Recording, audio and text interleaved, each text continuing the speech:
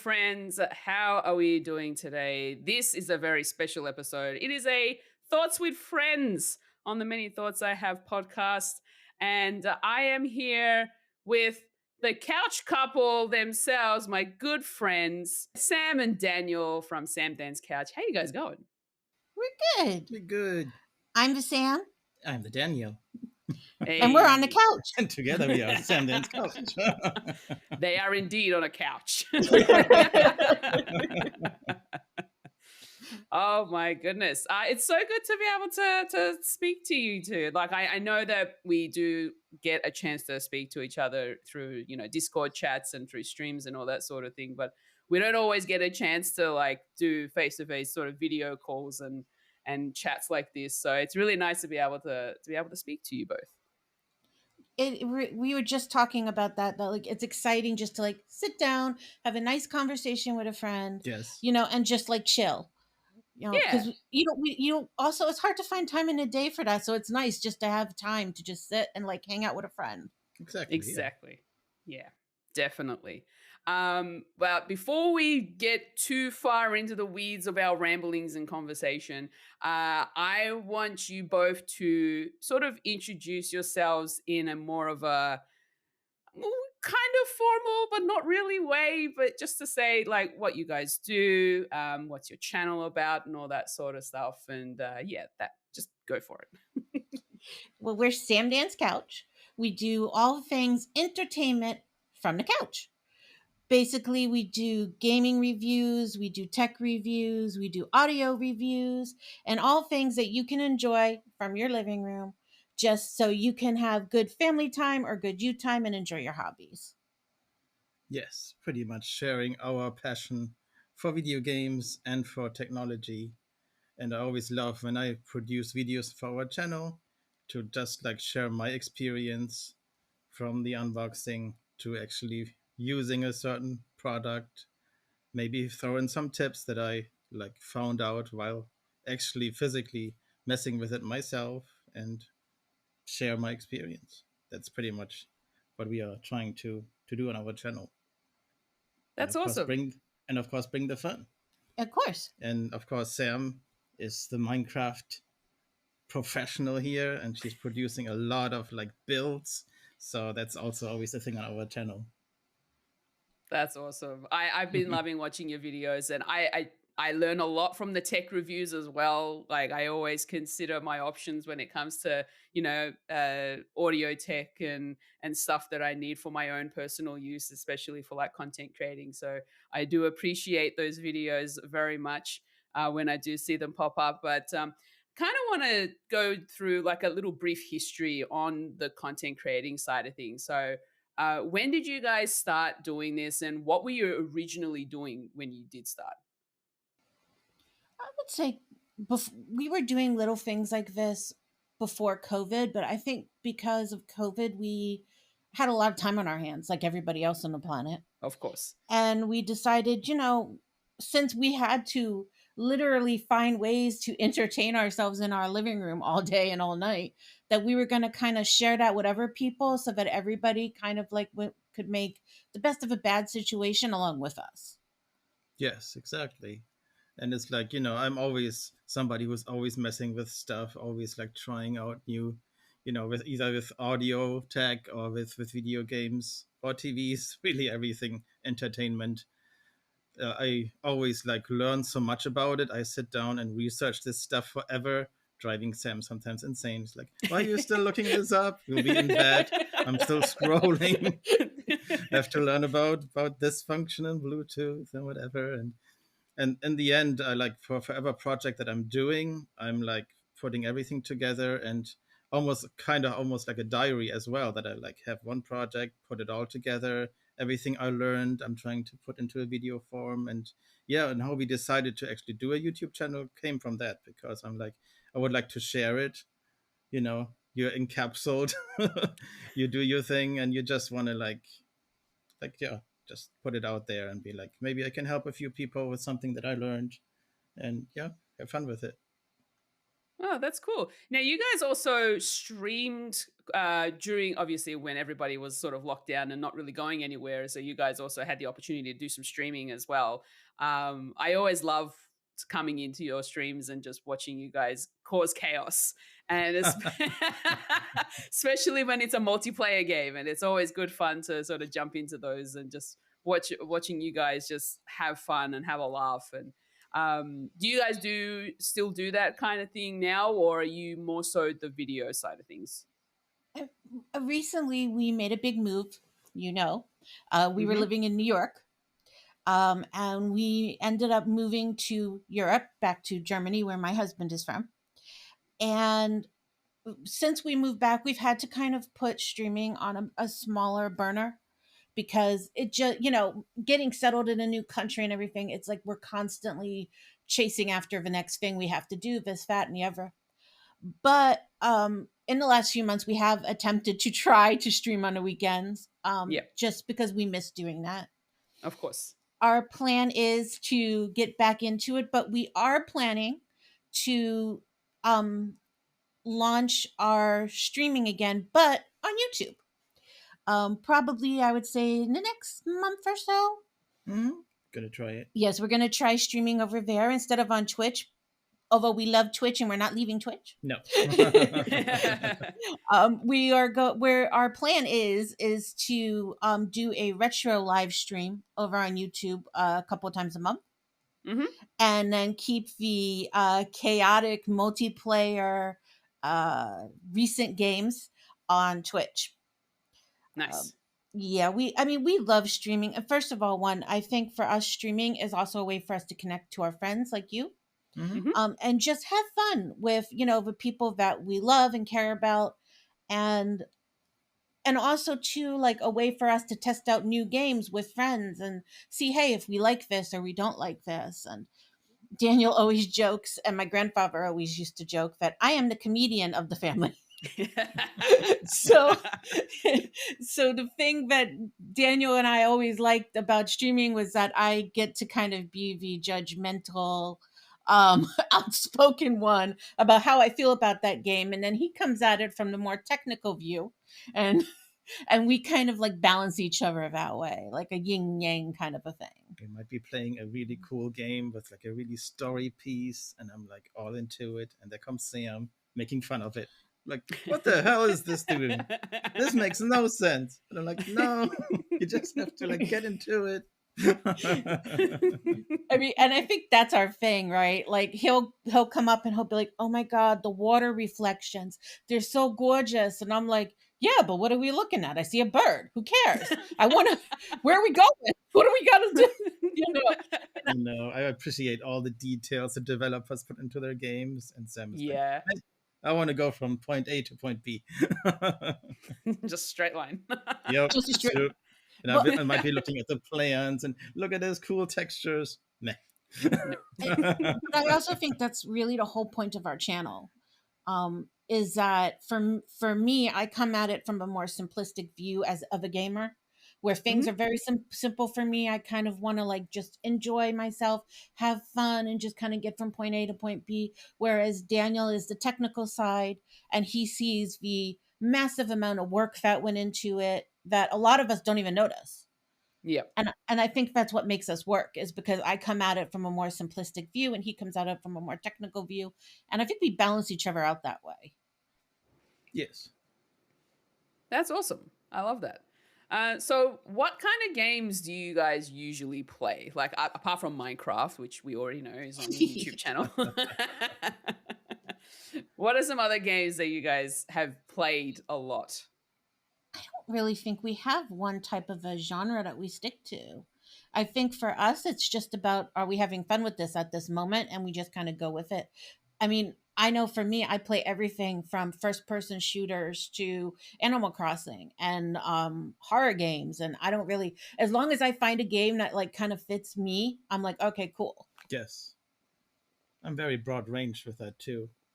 I like anything from like racing to shooting, and yeah, some building too with Minecraft. I think the only thing we don't really enjoy is like too much strategy, like Mm. building a factory for 20 hours and waiting for something to grow. So no and Factorio was satisfactory for you two. no, it No. needs to have a little action in it. I mean, I Yeah. will say that like we would do those games with like friends Yeah. Yep. because we enjoy Multiplayer. hanging out with our friends, and if they like it, then we'll totally do that with them. But it's definitely not something we sit down and go, Mhm. "Hey, let me I'm gonna build this potato sorter," and you know, Yes, yes. I've seen you guys play a lot of very sort of weird sounding games that I've never even heard of. And especially as like you're trying to find more multiplayer games that you can play with friends online. What are some of the most obscure games that you have come across lately? We definitely had fun with Repo.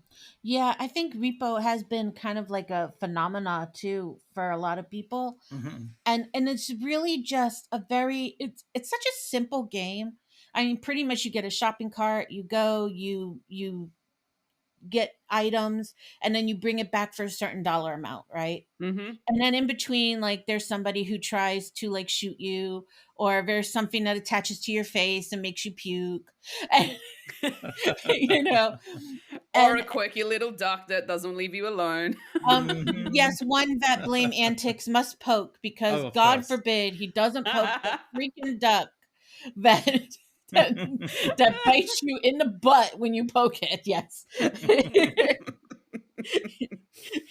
you know, I we really have been enjoying that, especially as a multiplayer game, because it is hard to find games for more than two people at a Yes. time, and things like that just make you laugh, right? And I think that's at the end of the day, that's all I want to do, is just have a good laugh and enjoy Mhm. myself, you know. I'm trying to think. Oh, and we recently played shoot, what's the name of that puppet game? My Happy Neighborhood, is that right? Yes, yes. And that's really funny, because you're like a guy, and he has a job, and he needs to go and turn off this satellite that's broadcasting this really old puppet show, and all of the Muppets are trying to basically kill you by hugging you to death Oh before you boy. could turn off their antenna. They just want to give you a hug. And they just want to give you a hug, and they like come running at you. Let me give you a hug. I love you. Oh And no. then they just hug you to death. Yeah. So, you know, That sounds creepy as hell. it's honestly not scary at all. It is you first of all, the way you stop them is to shoot them with paper. So you have like a Rolodex, and you shoot Paper? like little pieces of paper at them. Okay. To knock them out. And I haven't laughed that hard at a game in a very long time. you know, Ah man, I can just imagine the chaos that ensues in that kind of game. it's, you just really, eventually you just get mad at these puppets, and you're like, okay, that's it. It's like, you're going down. You're going down now, puppet. Like it's like, and it's funny too, because like the main puppet actually resembles like Bert and Ernie. So you Oh feel, no, yes, so you feel really bad, because you're like, basically duct taping and shooting like Sesame Street characters. what? Wow. Okay. So you feel a little guilty, Yeah, I would. That's awesome. All right, well, it's really cool to sort of see you guys just enjoying yourselves in any kind of game, as long as it's with like friends and stuff like that. Mhm. So that's been really cool to see. What other games do you usually sort of play, even if it's just in your off time? Like, do you normally play games together, or do you usually play games separately? I would say a lot of times we play separately, but we also share. So, like for instance, Daniel's playing Death Stranding 2. Hmm. Mm-hmm. I've been enjoying that a lot. But it's like certain games I like Sam is not so interested in, and I really Mm-hmm. get into like the story. So I'm playing it on the big screen in my little corner. Yeah. And then Sam at the same time might be building the next Minecraft masterpiece. And then I'm like, Nice. guess what happened in Death Stranding? Mhm. Just like, oh, a little baby game with a baby. But we're always like, it's true. I'm always like, did the baby shut up yet?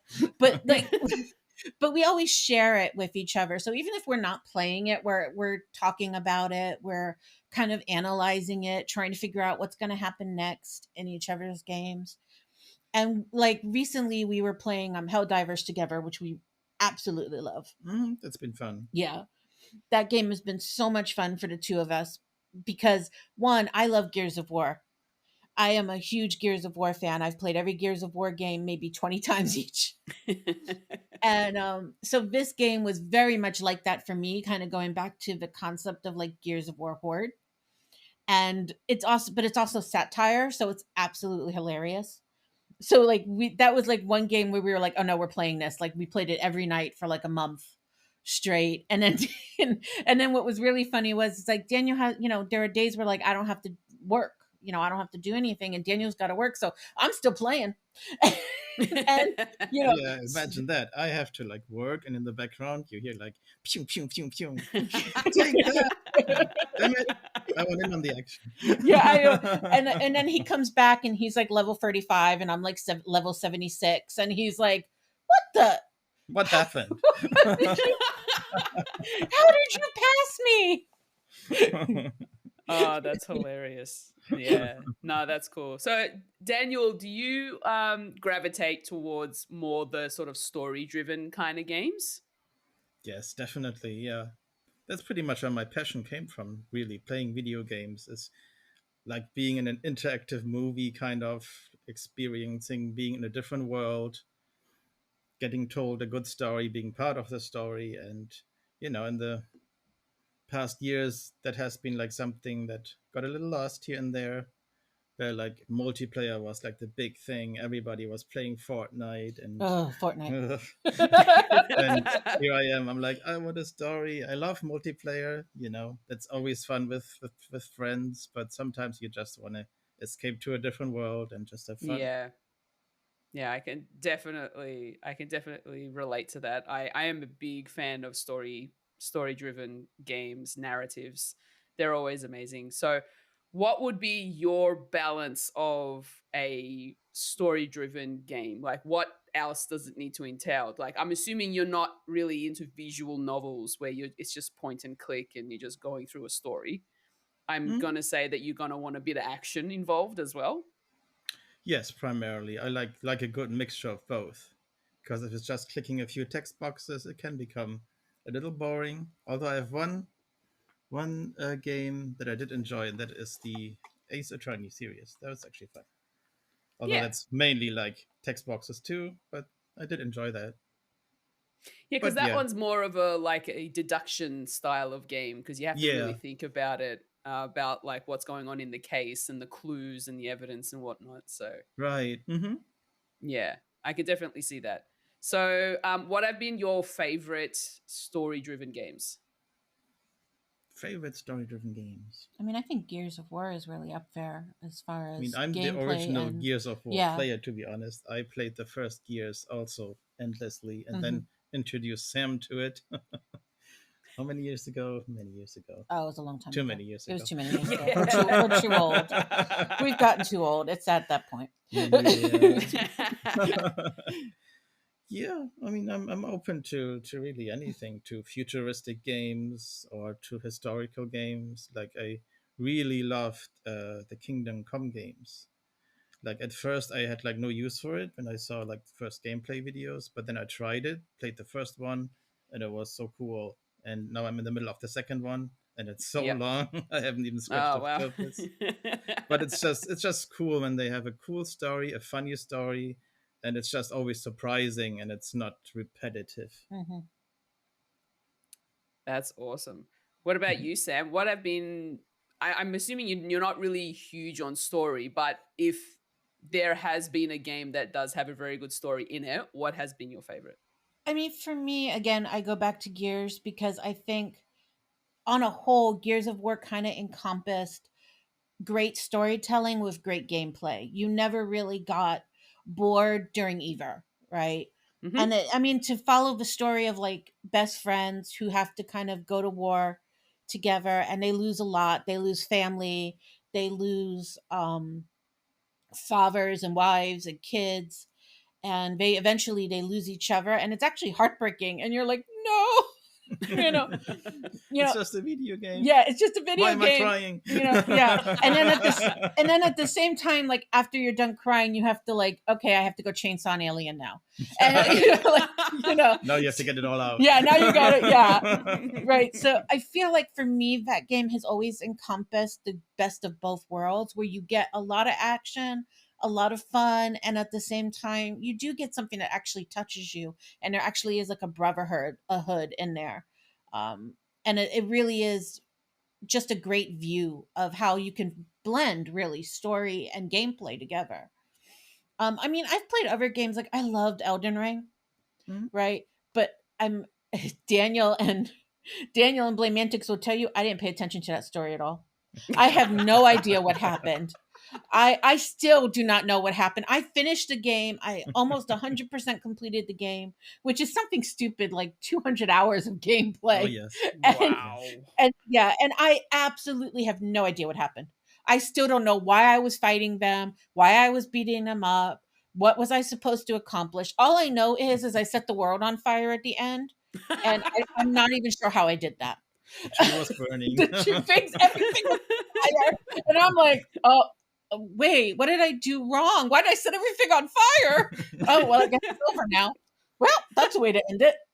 And then you're at the end and you're like, is this the good ending? Or yeah, Am I the bad guy? Yeah, I couldn't figure it out. Like, and I eventually did go to Daniel and Blame Antics, and they were both like, did you go in that room and hug the fingers? And I'm like, do you know how many fingers are in this game? Do you know how many fingers you hug in this game? Like, yeah, exactly. Everything is called fingers. Yes. And there are literal fingers that attack you, fingers that you hug, fingers that you pray to. Okay. And you're just like, wait a minute. Wait, which fingers did I hug? Because I don't remember. Okay. So if I was to ask you, give me the elevator pitch to Elden Ring, how would you explain it? I would tell you that you're going to have a lot of fun beating the crap out of jars, fingers, and occasionally a werewolf. But if you want to know the story, you're going to have to go Google that crap, because I had absolutely no idea what it was about. But you'll enjoy it so much. So cool. Oh boy. I've only like just played like maybe an hour's worth of that game at Extra Life last year, and I was playing it in co-op mode, which is weird because it's one character but two controllers. So we had to decide who was doing what, who's doing the fighting and the magic, and who's doing the movements and the which way to go kind of navigation. That's weird. Oh, wow. Yeah. Otherwise, like you both of you could do both things. Like you do everything, but we were like, let's just balance it out. How about I take us where we need to go and you do all of the fighting? There we go. Boy, did that turn out like a fun day. Oh God. I can imagine. Yes. Let's go over here. Oops, I walked off a cliff. Yeah. It's like, we want to go this way. And then my gamer partner's just like, no, we should go this way. It's just like trying to force that. I'm like, will you stop? I'm in charge of direction. And they're like, I understand, but that's the abyss. You can't go there. Oh man, I don't think I'd be able to get into Elden Ring at all, even by myself. I cannot. There's no instructions. I don't know where I'm going. No. It is a completely open world. You pretty much just go from place to place and try to accomplish things. I think the thing about Elden Ring is if you don't play it for the story, which I did not, you play it for the visuals, because it is just a beautiful crafted game. Yeah.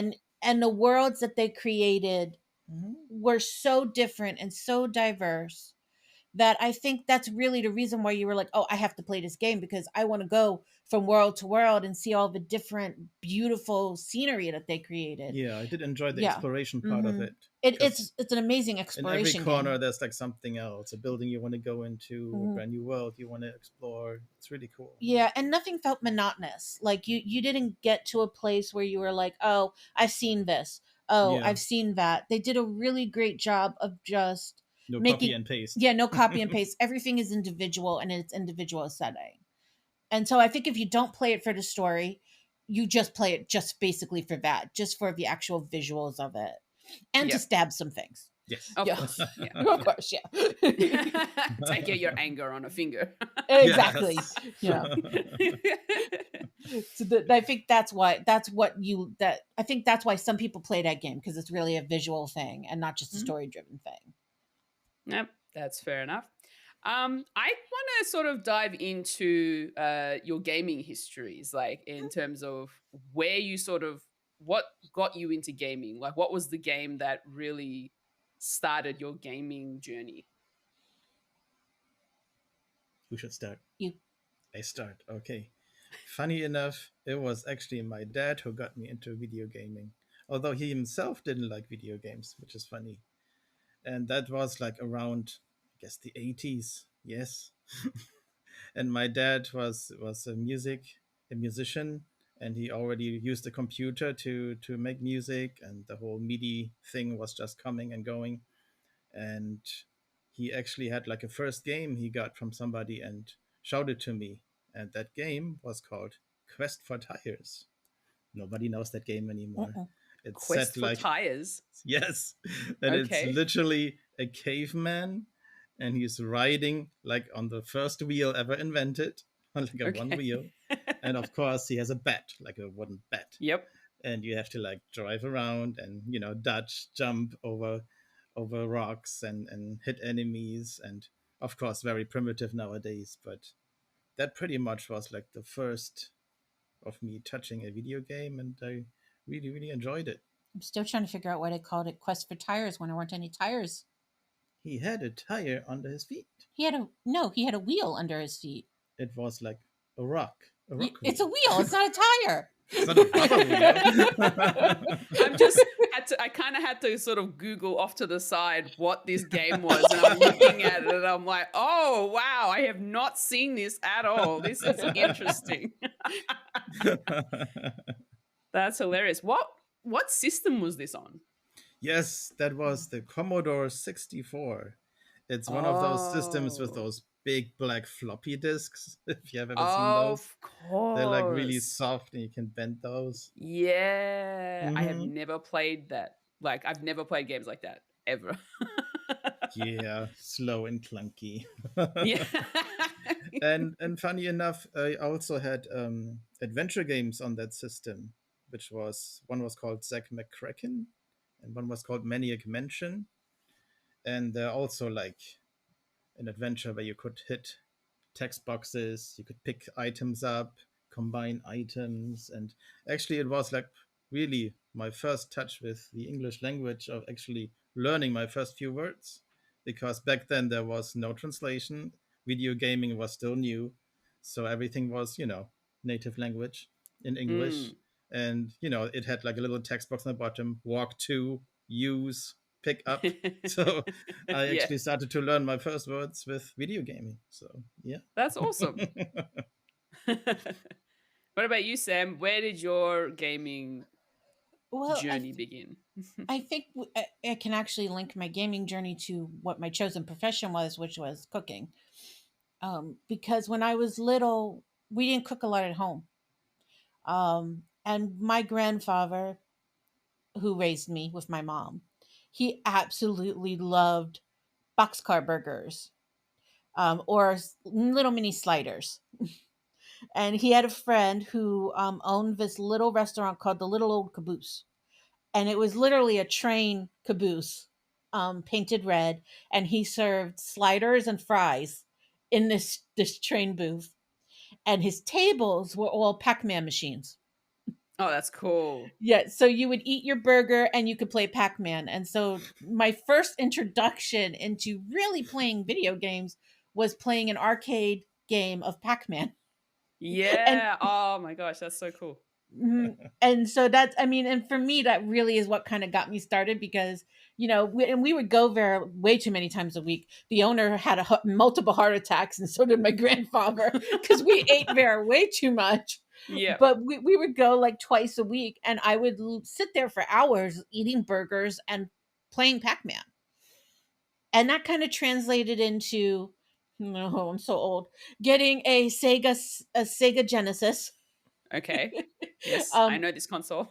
yeah, that is the thing, right? Back in the 90s, you were either a Sega kid or a Nintendo kid. Sam is a Yeah. Sega kid. And I I'm was the a Nintendo Sega, kid. yeah, I was a Sega kid. And we played Sonic the Hedgehog so much. Like Sonic was like damaged by the time we were done with that game, because we played it so much. But we also had Super Nintendo, and I had the first Nintendo as well, the original Nintendo. Unfortunately, the original Nintendo, you could play for 15 minutes and then it would start to smoke and you had to turn it off. Oh, wow. But your dad got a good deal for it. Yeah, he got a really good deal. Yeah. But Hey, it smokes a bit, but it's a great deal. It's fine. You get 15 minutes of gameplay. That's all you need. Yes. Yeah. Yeah. But for me, yeah, I think Pac-Man is really actually what got me started on the whole, like, I want to play games. I want to play more games. And also too, it was just such a wonderful memory for me of me and my family, and something that we all enjoyed doing together. And also too, I always found like dinner time to be the most peaceful time of the day for my entire family. So for me, the whole thing just invokes happiness and Yeah. good memories and good feeling. That's awesome. I Mhm. love that. I will state for the matter here that I had no choice but to be a Nintendo girly when I was a kid. Just because it was the only console my dad brought home. So I started off with the NES, and You were forced. I was forced into it. So I didn't get a choice. It's like, we got a Nintendo, here we go. But I think my first one was the Atari, because my dad he loved the Atari games. So my first Mhm. console was the Atari. Oh God, the Pong. Did you Pong. play Pong? Yeah. I think my favorite was the fishing game, where you sort of drop the line down. Yes. You're trying to catch fish, trying to Yes. avoid the sharks. Mhm.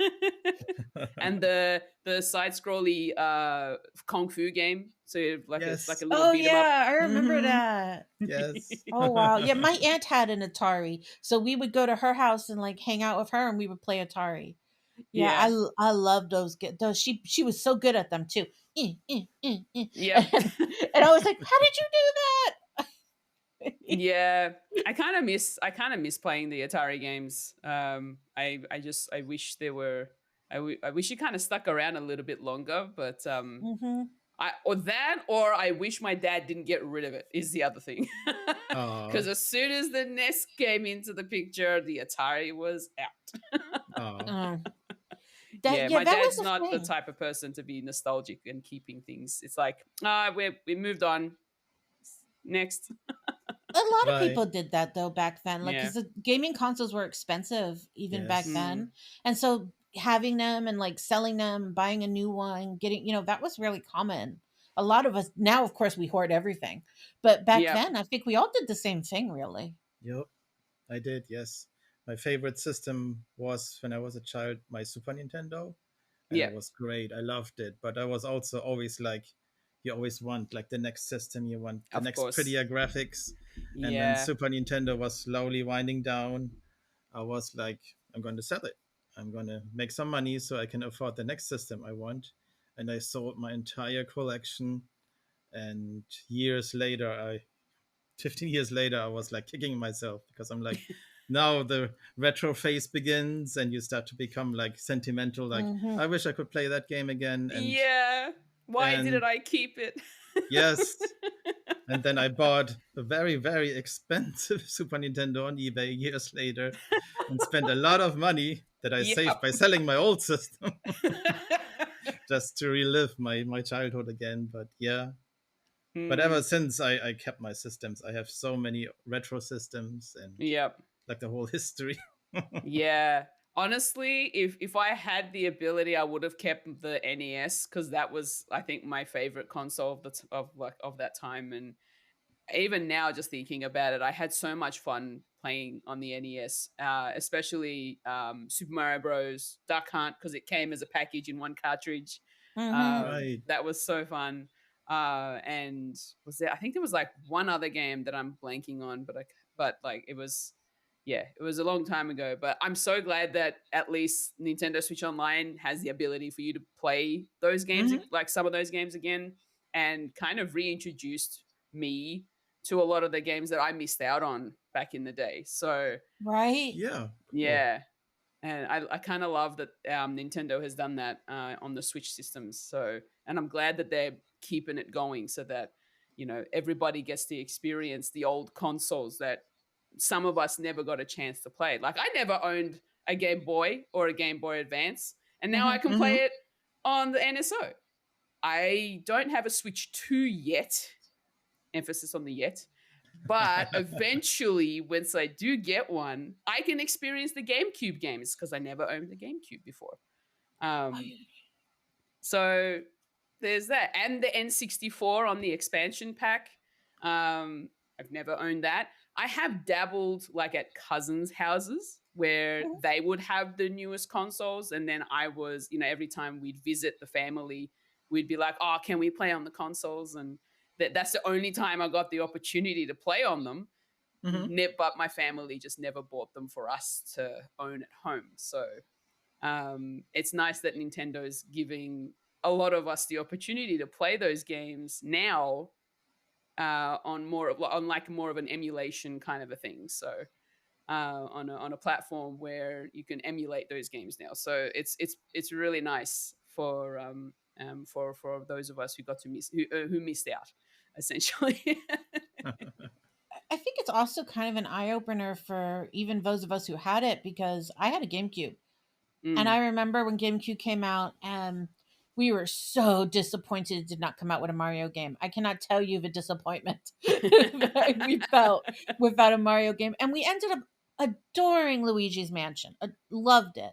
Hmm. And we got Double Dash, which was probably the first incarnation of Mario Kart that was really more popular on a larger scale. Hmm. But then after that, I couldn't tell you any real games on there that were like, oh my God, this was so good. And we kind of gave up on it because they weren't really putting out a lot of great games for GameCube, at least not that we knew of at the time. I mean, Sunshine, I know Blame Antics is going to listen to this, and I know that he's going to try to start this Say fight it, again. Sam. Just say it. But Sunshine sucked. Sunshine sucked so bad. And I was so mad at Nintendo for giving us a stupid water cannon. I cannot tell you. And I was like, why? How is this a Mario game? Who thought of this and can I kick them? Like, and after that, the GameCube kind of died for me.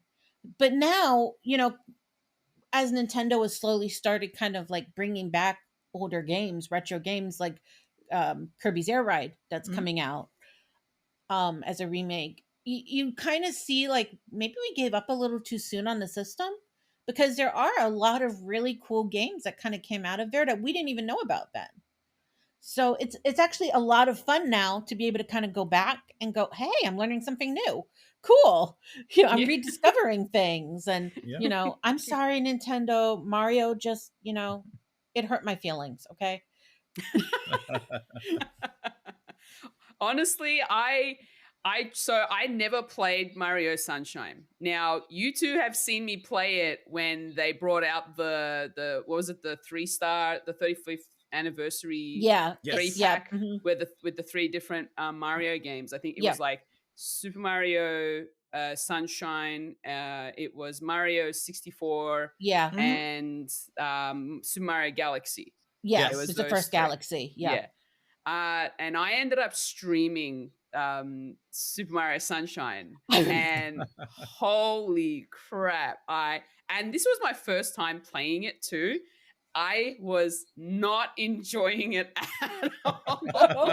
The controls were just so janky. I was hating it so much. It was absolutely terrible. Like I think the biggest problem with it was that the controls were janky and it didn't really feel like a Mario game. You Okay, know, yeah. we're used to like running, we're used to jumping. You know, when they came out with Mario 64, they introduced wall kicks, things like that, right? Which felt a lot more physical. I Mhm. mean, you know, physical with air quotes, but felt a lot more physical versus this stupid water cannon that one talked to you. That made no sense.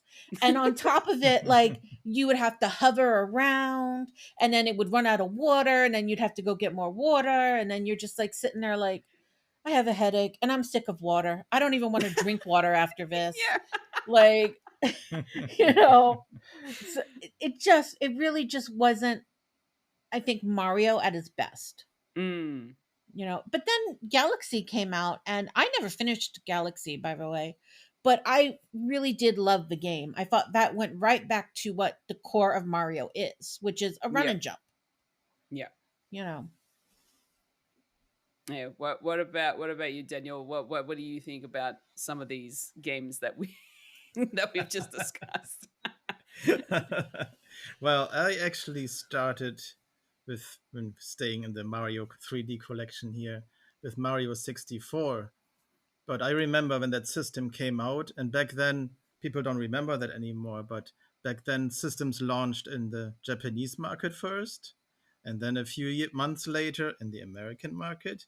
And guess which market was the last one to receive new stuff? That is Oh Europe. no, Europe. So, so I'm as Well, an impatient, Europe and Australia. yeah. So as an impatient young teenager, I was like, oh my god, this revolution is starting with 3D Mario. So I couldn't wait. I needed to have it. And I remember it was like summertime. I had school time. School was over, and we had like this video game store in our neighborhood, and he had the imports straight from Japan, and he had an N64 running with Mario 64, and he had a demo unit where you could play it. And I was like instantly captured, like, oh my god, I need to have this. You know, nowadays people are like, of course it's 3D, and everybody takes, you know, the 3D controls for granted, all the analog sticks we have. But Nintendo was like the first one to like have this tiny little thumbstick, and it just opened up a whole new world. And I spent a lot of money on it. I remember the Nintendo 64 cost me $1,000 just No as an import. way. Yep. Wow. And I had to get like a power converter because the electricity is different too. But I loved it so much. I was playing it all summer, and it still holds a special place in my heart. And I, you know, just like Sam, we both were like, we want a Mario 64 too. When is it coming? And it never came. And when Super Mario Sunshine came around, I remember reading reviews about it, and everybody was like, "Oh my god, this game sucks!" And at that time, you know, you don't have a job yet, you don't earn your own money, so you had to look where you spent your money on. Yeah. So I actually skipped Mario Sunshine, and years later, when I saw Sam with her GameCube, I actually got to try it for the first time, and I was like, it's not so bad. But after playing it for a longer time now with the 3D collection on Switch, yeah, Yeah. it is a little clunky. I mean, in its defense, you could say this is where Splatoon maybe came from, because you have like the little water mechanics, and Yeah. Splatoon is a lot of fun. how is that a defense? They just went, this As a crap tactical- don't work, but we'll make it work better with We make this it work crappy better. game. Yeah. No. Yeah. and I think it's the first game where Evil Mario comes from, the little Shadow Mario. That's kind Yeah. of cool too. Oh yeah, the Remember? oily Mario. The oily Yeah, Mario, yeah. yes. But Mm. yeah, it's I never finished it either, so I'm sorry, Blame Antics. It's just not good. It's okay. He'll be fine. The wonderful thing about this is that we can all commiserate and he can't say anything. Yes. he'll give us, you know, as he's listening, live reaction notes. I'm sure, yeah, exactly. I mean, I know, like for me, Mario 64, right, was revolutionary. I think that shows you how old we are. But for, we when we were young, it's like, oh, it's 2D, it's 2D, it's 2D. You run side scrolling. This is what we played. This is all we knew. Yeah. You Yeah. know, and when that came out, it was like, oh my god, I can run in every direction. You Mhm. Yeah. know, and the whole thing. I mean, I will admit that the camera was problematic in Mario 64, but at the same time, you didn't care because you were just so excited to be able to go up and down and left and right that it was like, yes, this is what I've been wanting. This is like, honestly, you could thank Nintendo really for almost every video game we now have Yeah. Mm. because they really truly revolutionized the market with just something so simple as Mario running into a castle, Hmm. you know. And I think that's what's so awesome about Nintendo for a lot of us is that nostalgia and like the heart that kind of came with Nintendo and why we all stick to it, even though they rip us off half the time and make us buy their games about 5 times over. We're just like, and we're like, yes, we'll do it. We love you. It's okay. Yep. You know? uh that's so cool. Yeah. Um well, sort of let's venture off the gaming side of things, and let's just talk about hobbies in general now. What kind of hobbies do you like the most? Now, I can see some for the audio listeners at home. I can see a lot of Lego behind you too. I'm Yes, going to say, Daniel, you are the big Lego fan here, I'm sure. that's right. Yes, loved it as a kid, and then there was a long pause, and now years later, I've gotten back into it. Lego got the message that people want to play Legos even when they're older, and the Hmm. whole adult collection and licensed collections is just like so much fun. Like behind me is the big Titanic that was a lot of fun to build. And I actually just recently finished building the little Mario, back to Mario 64, the big question mark box. And it literally Ah, like the block. Yeah, a yeah. block, yeah, the question mark block. And it unfolds and it has like different levels from Mario 64 in it. Yep. And it's just so much nostalgia packed together in a little Lego The project. amount of detail in that is crazy. Like Yeah. even just from like unfolding levels in the level that they tried to show and just this like little thing with these little teeny blocks Hmm. is absolutely phenomenal. I mean, they even had the little eyeball. They have the little They had the eyeball. little eyeball Yes. in it, and it's like just that level of detail is so amazing. Something things Lego does is like wow. And they have a little Bowser that you can Mhm. put on a disc, and you can put little Mario behind it and spin it, kind of like in the game when you grab Bowser's tail and you go, wee, That's goodbye. awesome. Yeah. Yeah. I love the how Lego can really tell a story even though it's a static thing. Like I know there's, the robotics that you can add to it to make it move, but when it's a static scenery in Lego and they can just tell a story just through that, it's insane. Like the amount of, like you said, Sam, the amount of detail they put into these builds is really awesome, and I love it. I love Lego for that. I never grew up playing Lego. Like I never really owned Lego growing up myself, but I like obviously at schools and when you go on excursions and stuff, there's always going to be some place that has Lego, and so you sort of get to play around with it at the time. But as an adult, when you see all these Lego sets and they all look really cool and fun, and but at, like originally, I wasn't really like a thing, wasn't really something that I was into.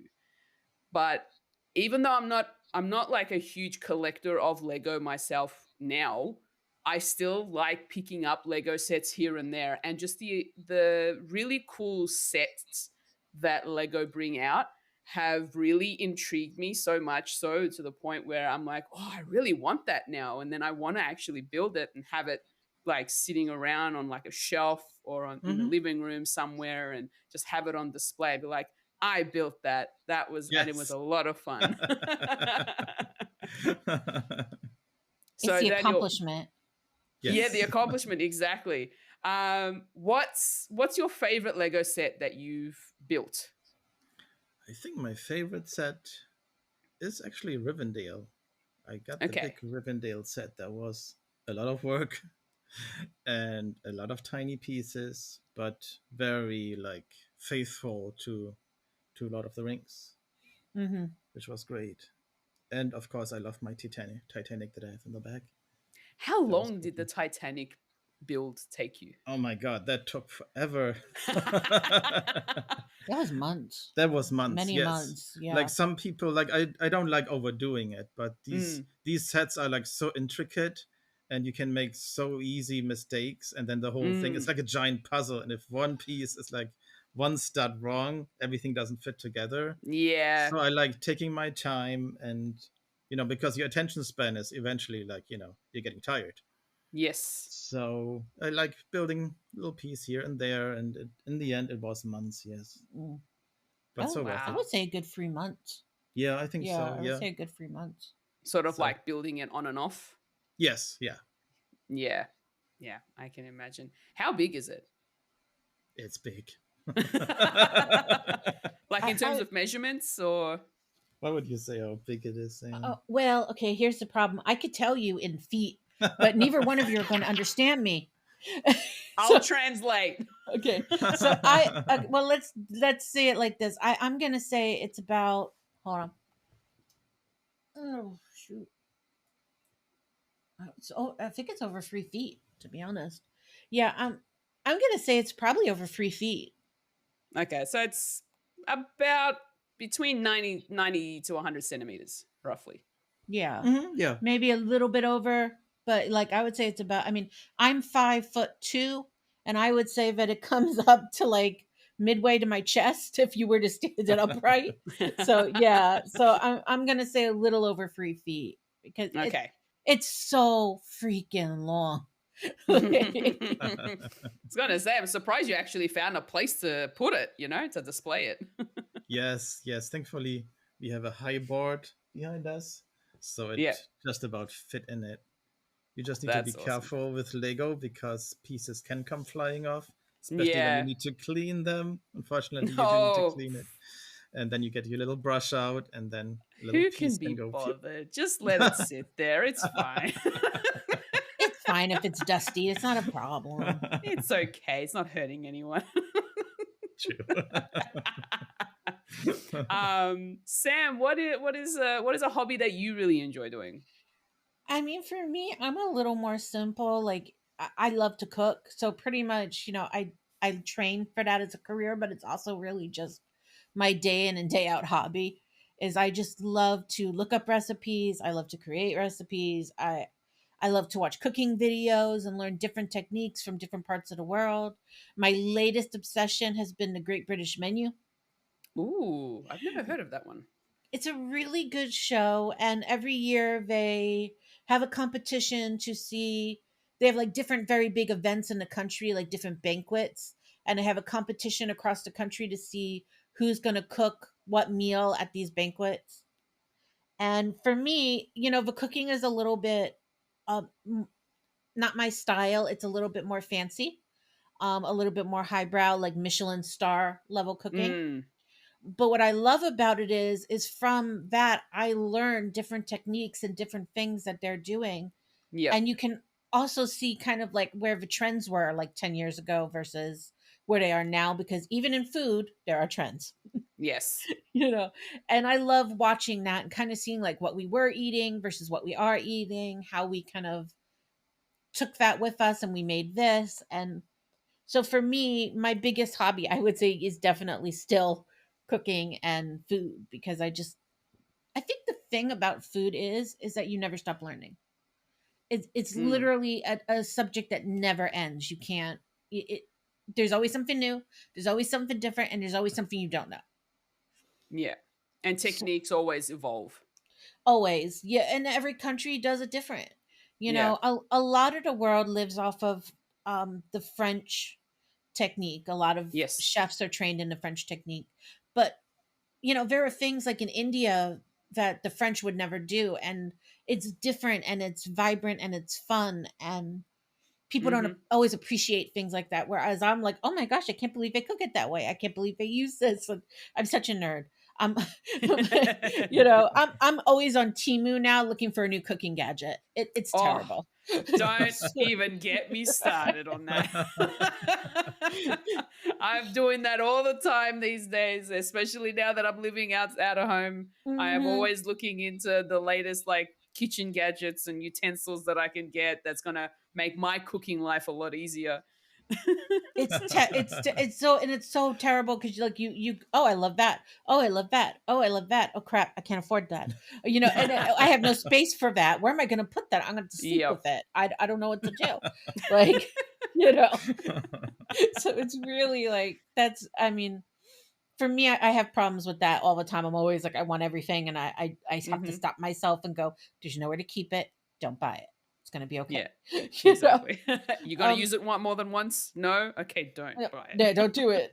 Like, I mean, my other hobby is I collect, which nobody knows what they are, by the way. I collect these stuffed animal dinosaurs called zwibble dibbles. You talked about this once. Yes. When I was a little girl, my Nana bought me this dinosaur, and it has a little star in its head, and it has a tail with a little star at the end. And at the time, they were manufacturing them for the Earth Day project, which was basically, to treat the planet right, save the planet, teach kids, don't run water for no reason, and don't throw your garbage out in the middle of the woods, and, things like that. But for some reason, I just became like, I wanted every single one of them. So as I got older, I started like hunting on eBay and different like, antique stores and just like hunting them down and finding different ones. So I probably have somewhere around like 80 of them now, maybe more. And one day we can retire on them. That's hilarious. They're Are they worth a lot? Yeah. The market goes up and down because technically they are a gunned product. And of course the brand of stuffed animals Gund does actually hold value, kind of like Steiff bears. So yeah, they can be worth like $100, $150. Some are worth a little more because, they're harder to find. And they really are hard to find. Like I have found them out of like people pass away and they found them in attics, or they found them in like old abandoned stores and like just weird things like that. And so I come across like one or two maybe every year that I do not have, and I quickly grab. That's interesting. You're always hunting and searching for them. eBay is my friend. The other day somebody had one, and I was like, what is this? And like it had like, they painted little white rings around it, and they were like, this is an artistic one, and they wanted like $600 for it. And I'm like, listen, you dipped it in bleach by accident and now you're trying to sell it as like an art piece. No. And I'm like, nice try. Oh, they're gonna cheat you out. What? Yeah. I was like, I know this line. They never made this. So wow. Yeah, those are my two little nerdy things that I just really always enjoy. Is getting my little stuffed animals and making neat sandwiches. I'm actually, Daniel and I have been talking about this. Probably in the beginning of next year, we're going to launch a sister channel, and we're going to call it Sam Dan's Kitchen. Oh, nice. Oh my gosh. You have me excited now. Yes, keep talking. And I'm in the middle of, I'm going to be writing like a soup and sandwich cookbook that we're going to sell through the site. And I'm also going to be doing some tutoring. So I'm going to offer for people, if they want to learn how to make these things, I will offer tutoring on the site as well, because for me, cooking is love, right? Like when you share with your friends and your family, you're sharing love with them. And so I just kind of want to share that. And, and not just, it's something I do by myself and I love. And it's like, I want to show other people, hey, you can do this too. Yeah. There's a lot of us who do this. There's a lot of shows devoted to it, and I know it looks really hard on the TV show, but it's not. And so for me, I think it's something I've wanted to do my whole life, and now I have the time. So we're going to be doing that, working on that as our project, I think, for early next year, while we're getting it together now. Mm. That sounds awesome. I am very excited for that. I love learning about new techniques and things that I can do in the kitchen, like especially now that I have to cook for myself. Hmm. I'm always trying to find ways to make my life easier when it comes to cooking things and trying to come up with ideas on what to cook. And like just this afternoon, like yesterday, I already thought about, you know what, I'm gonna make spag bowl. We're gonna do some spaghetti bolognese, and I bought the ingredients. I brought it home, and then this afternoon I cooked it. And I'm like, I'm gonna add my own. Like I bought bottled sauce, like a jar of sauce, Hmm. bolognese sauce. But then Hmm. I added in, like, I had my mincemeat in there. I added in some mushrooms because I was like, I like mushrooms, and mushrooms in a bolognese sauce just sounds awesome to me. And it tasted great. I loved it.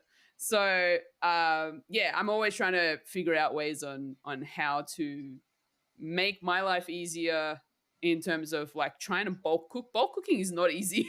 No, it's not. It can be very stressful.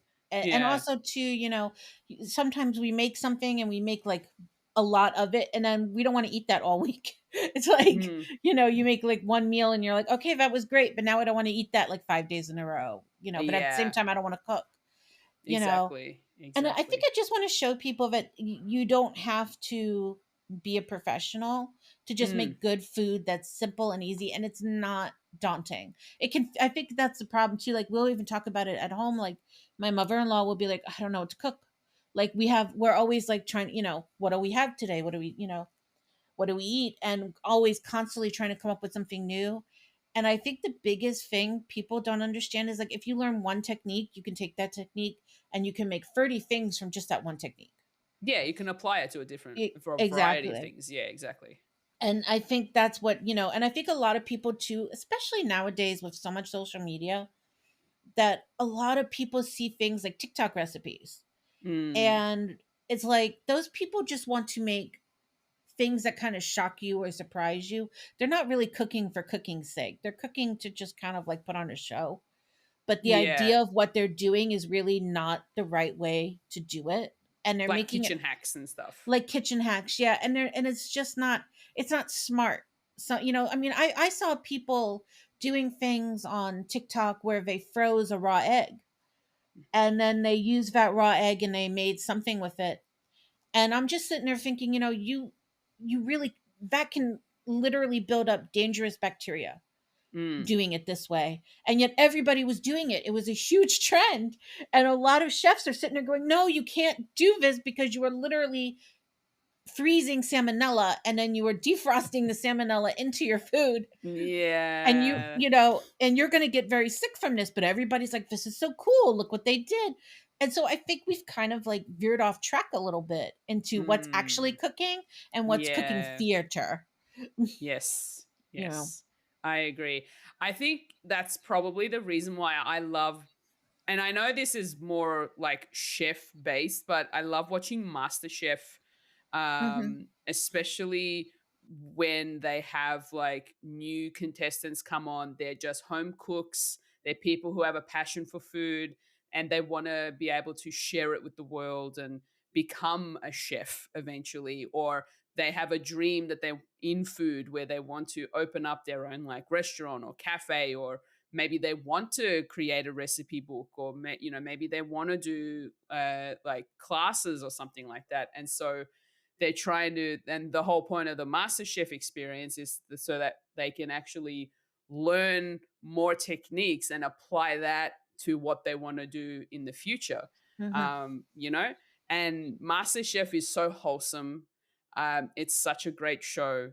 I don't know what it's like in the other countries' versions of MasterChef, but I know that MasterChef Australia, I have loved it for a very, very long time.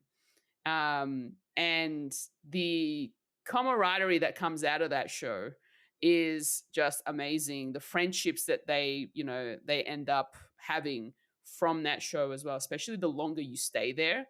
And the fact that you end up becoming friends with the judges too. And some of the judges were contestants originally and then eventually became judges on the show, which is so awesome. And so you can see through that show just how much people love food. And I've learned so many different like techniques through watching that, from watching that show, and they're all home cooks. Yeah. And sometimes I'll veer off and watch like other different cooking shows where they kind of like just go through a recipe with you. So it's like one of those follow along kind of shows where they show you how to cook certain meals.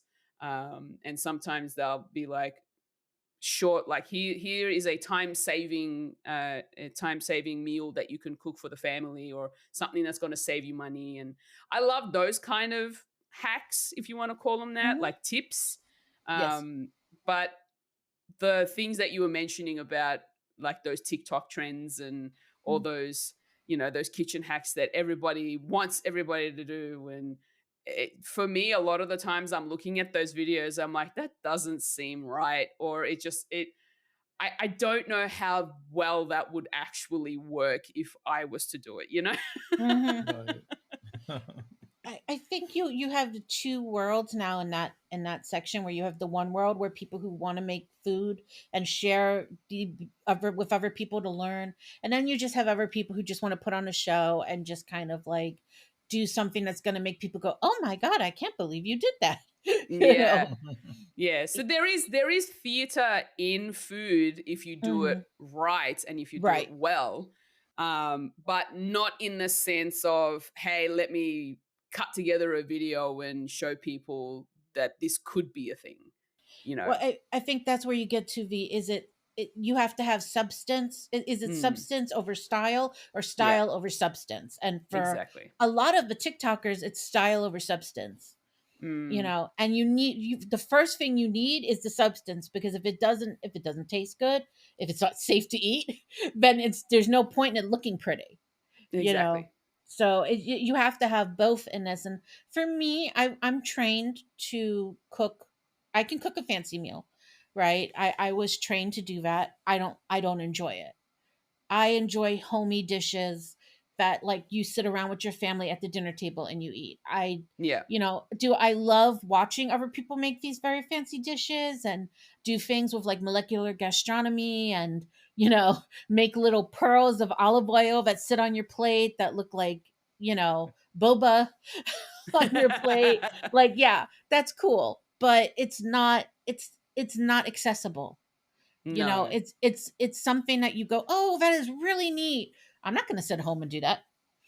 I mean, I have a family of 8 to feed. I am not sitting here, making little boba pearls and for each family member, so for me, I love a homey dish, and I love slow cooked food, rustic, simple. I also think too, like, we don't always have a lot of time. So for me, like, if you have a crock pot or if you have a Dutch oven and a stove, then I love food that's you set it and you forget it.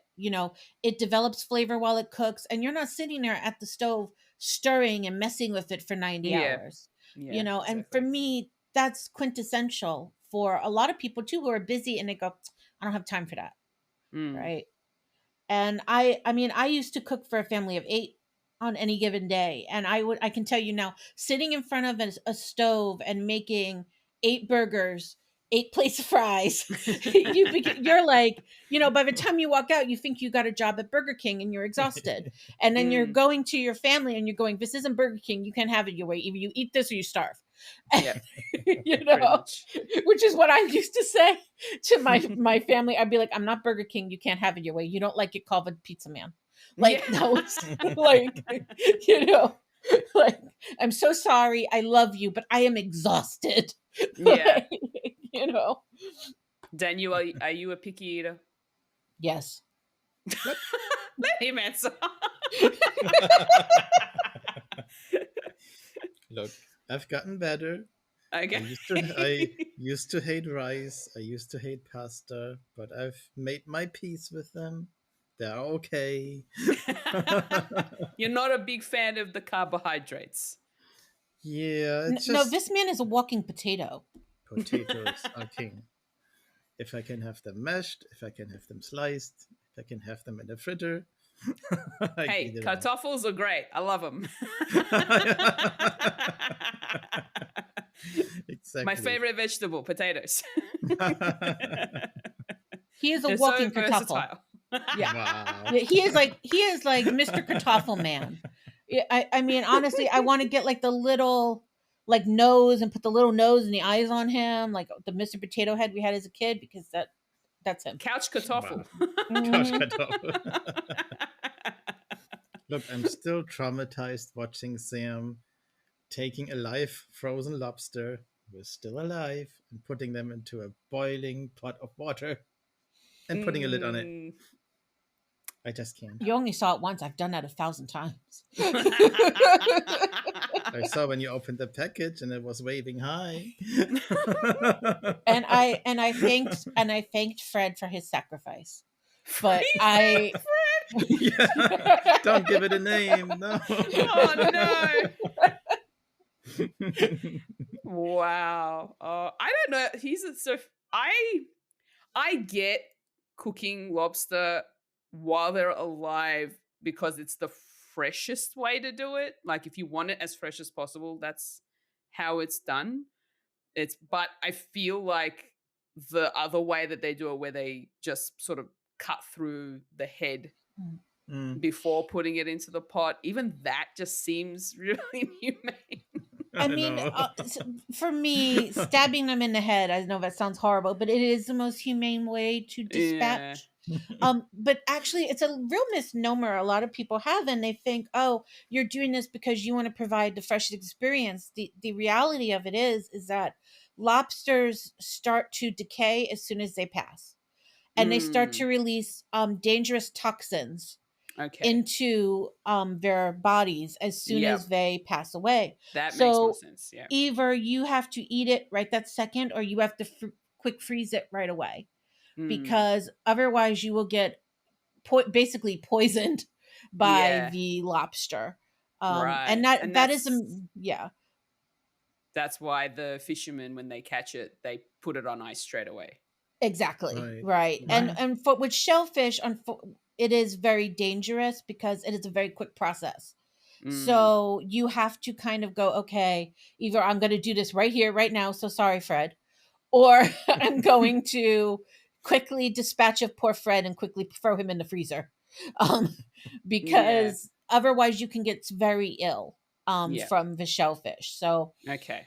I know it's hard. I know it hurts. Trust me. The first time I had to do it, I cried. I was like, I'm really sorry. You know, yeah. But but unfortunately, if you want to eat Fred, you got to do what you got to do. Yeah. You know, Wow. there's still a picture somewhere. Daniel took it and he lost his mind. We went out to eat and they had Oh, no. soft shell crab on the menu, and I love soft shell crab. But basically, they take the whole crab, everything, and fry it, and then they put on a burger bun. So its little legs are sticking out the sides of your bun. And Daniel comes and he goes, "No, you can't eat that." And I'm like, "Yes, it's delicious." And he's like, "No, you can't eat that." It's the whole animal between two buns. He was so upset. I don't even think he ate his food. He was just taking pictures of me Yep. eating this crab. Oh boy. See, crab, I feel like crab's a little bit of a different story with me. Like I can, I don't know, like I feel like I can eat crab. Like I don't want to watch it be killed or anything like that. Just if it's served to me cooked, I'm okay. It's fine. Just don't look at me. Yes. Yeah. Same with any other animal. If it's already been killed previously before I bought it and I go to cook it myself, I'm okay. But I can't do the killing part of it. Well, if it helps, Daniel believes that chickens grow on trees. They do. Yes. On little chicken trees. Little chicken trees. So Okay. if that helps, we So can totally do that. So what came first then? The chicken, the egg, or the tree? Well, clearly the tree, The tree. because apparently I can go pick a chicken breast off of a tree like it's an apple. Oh boy, that's hilarious. Do you enjoy cooking at all, Daniel? Have you tried doing some cooking or baking? I enjoyed watching Sam cook, and she exposed me to a lot of shows over the years. So I've learned a lot through that too. And who knew it was so intricate? Some of the techniques and things they do to food. It's like, okay. I feel like that sort of stuff, like the technique side of it, would definitely interest you in terms of like how technical it can be. Oh yeah. Oh yeah. Because there's like a lot of tools in there too.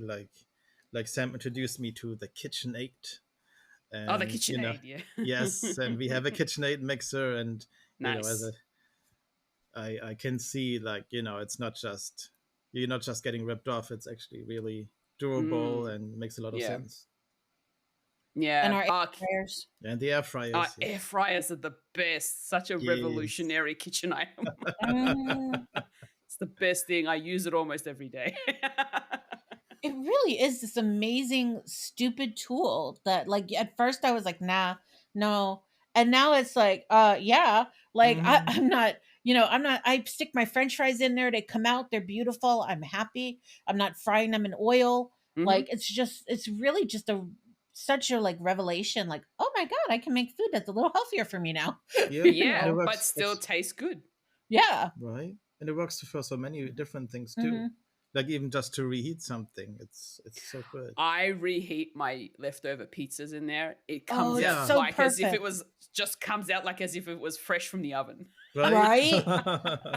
It's so perfect. It's like, oh, who would have thought? Cool. I mean, I told my dad to do that when I was still living at home. I'm like, Dad, put it in the air fryer. It'll come out better. He's like, oh, really? I'm like, yes, believe me, it'll taste amazing. And he done it one day and he's like, I can't believe how good this is. Right? It's like the cheese gets melty, the crust gets crispy again. It's like, damn. Yeah. Of course, that being said, I do eat cold pizza out the fridge, but here no there. I am not going to judge, but I will judge and say no, thank you. that he does every single time. He will come up to me. Aren't you going to heat that up? I'm like, no. He's like, still offering. Yeah, and I won't stop. Nope. Can I please heat this up for you? and this is where I think the cultural differences come in, right? Because I don't think you'll ever meet one American who will say to you, but they have not had a cold slice of pizza. Like, this is just a very quintessential thing for us. So people here in Australia also do that too. So they do it as it's a thing. They'll take it out of the fridge and be like, oh, I'll just eat it cold. Sometimes they'll even have cold pizza for breakfast. So yeah, I tried eating cold pizza. I didn't like it. I'm like, I can't. I want it hot. It's supposed to be hot. I want it hot. Yes. Oh man. But pizza can be a very controversial topic, so let's not go down that road. Oh Lord. Lord help us. Yes. Oh my gosh. Where else could we go from here? Like I feel like from doing like Lego builds and cooking and all that sort of stuff, we did sort of touch on watching stuff. So why don't we talk about some stuff that we like to watch? So let's start with you, Daniel. What are some shows that you like to watch in terms of like genre? Definitely also like a mix. Like I like my games. Like I do like sci-fi, but I also sometimes like more historic stuff. I watched some shows now on Apple TV Plus, and they're always more dramatic. And after some time, you're like, I need something funny again. Yeah, something light. Yeah. and we watched that movie. What was it called in English? With the ducks. What was the English title? Remember that animated movie? Ducks? Leaving. Was it called Migration? No. Migration, yes, yes. Yes. Was it? DreamWorks, yep. Sorry, Yes. Illumination. Illumination did that Yes. one, yeah. Illumination. Yes, that was hilarious. I loved that. That's so Migration. lighthearted. Yes. Yeah. Have you watched it? I watched it. It's good. It's funny. Yes. So once in a while, I like something light to lighten up the mood. Mm. Do you like do you like the animated sort of films more so than anything else, or you tend to be driven more towards like the action and the adventure and the drama? A good mixture of both, I would say. Yeah. Right? I know Sam watched a lot of the Jurassic Park animated, right? Yeah, I really like that. I enjoyed Yeah. that a lot. The Camp Cretaceous, that was like a really good series. Mm-hmm. I mean, I think Daniel is like non-committal to genre. So like it's more like, oh, that looks good to me, and he will watch it. Yep. Whereas like I avoid things like drama like the plague. Because I always say if it's gonna make me cry, I don't want to watch it. Life is sad enough. Yeah. Fair enough. You know? So like I think that's for Daniel. He's much more open to like everything. Although I will say I think he hates horror movies. Okay, good. Yeah, That's something we can agree on. He watches them for me because I love horror movies. But like he always sits there. He's like, why? Why the idiot go in that room? Yeah, exactly. What? You know.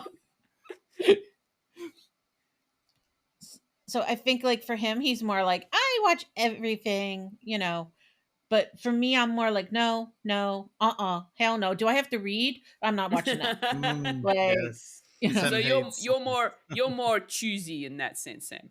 Yeah, if I have to read, I'm out. Like, forget it. Like, I need people talking to me. If I have to read what's happening on the screen, I'm not doing it. I guess there goes all the anime and When the Korean dramas and I will totally. If it's dubbed, we're good. Okay. Like we love Squid Games. We really Squid Games enjoyed was watching good, that. yes, Yeah. Yes. And that was really a great show. We really had a lot of fun watching that. Mm-hmm. But again, dubbed. Like I think Daniel That's tried to fair. watch it in Korean with subtitles, didn't you? Yeah, but I'd rather have it dubbed too. Like that. But for me though, like I introduced him to true crime now. So like we watch a lot of shows about murder. So I watch a lot of cop shows, not true crime, but just general cop shows, cop dramas. I am so depressed that they canceled Blue Bloods. I can't even tell you.